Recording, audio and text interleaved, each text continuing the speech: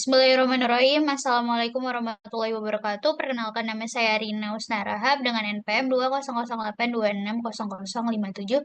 Jadi di sini saya akan mempresentasikan tugas mind mapping block mechanism of infection dengan materi mekanisme inflamasi.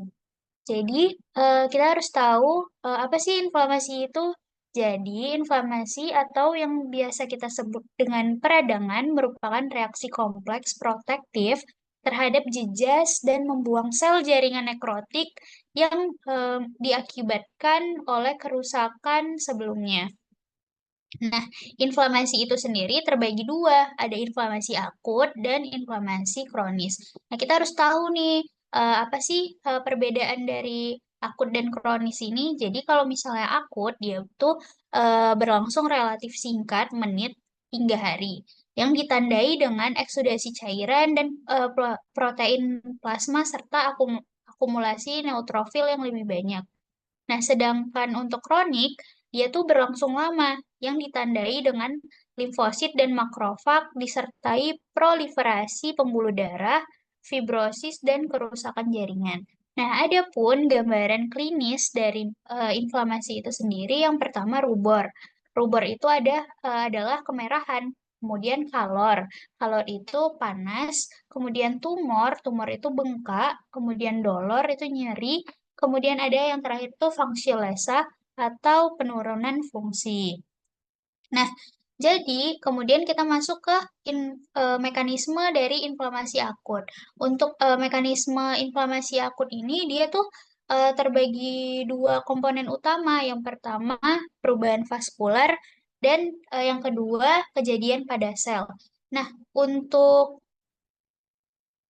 kejadian eh, perubahan vaskular ini dia tuh terbagi dua lagi. Yang pertama itu ada perubahan kapiler dan aliran pembuluh darah, kemudian sama peningkatan permeabilitas vaskular.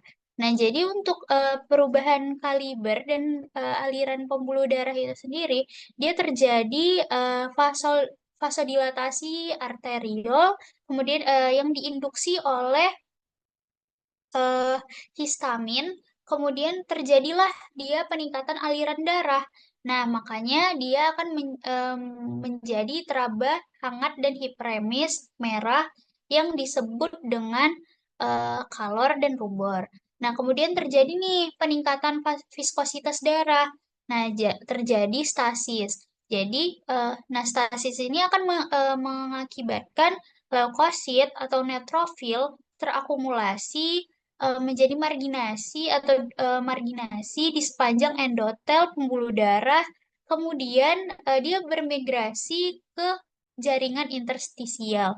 Kemudian ada yang namanya peningkatan permeabilitas vaskuler. Nah, peningkatan permeabilitas vaskuler ini diawali dengan vasodilatasi arteriol juga, kemudian terjadi peningkatan tekanan hidrostatik, kemudian pergerakan cairan dari kapiler atau transsudat. eh, Transsudat ini jernih, kemudian terjadilah permeabilitas yang meningkat, memungkinkan cairan kaya protein serta sel berpindah-pindah ke interstisium.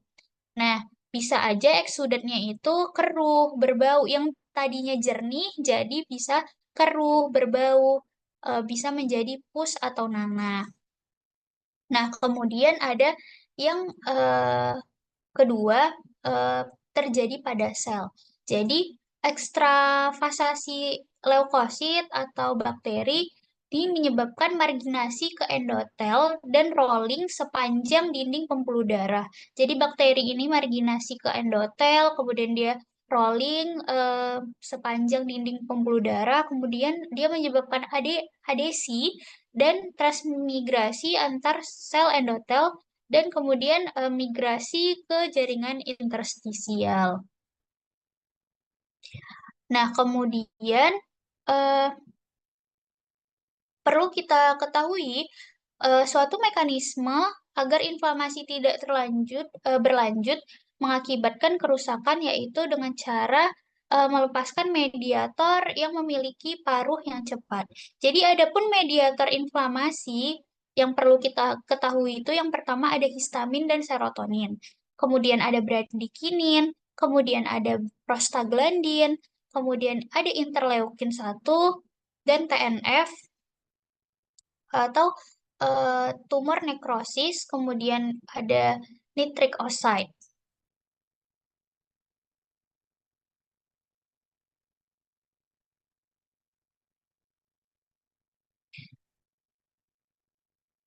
Nah, selanjutnya mekanisme kronis.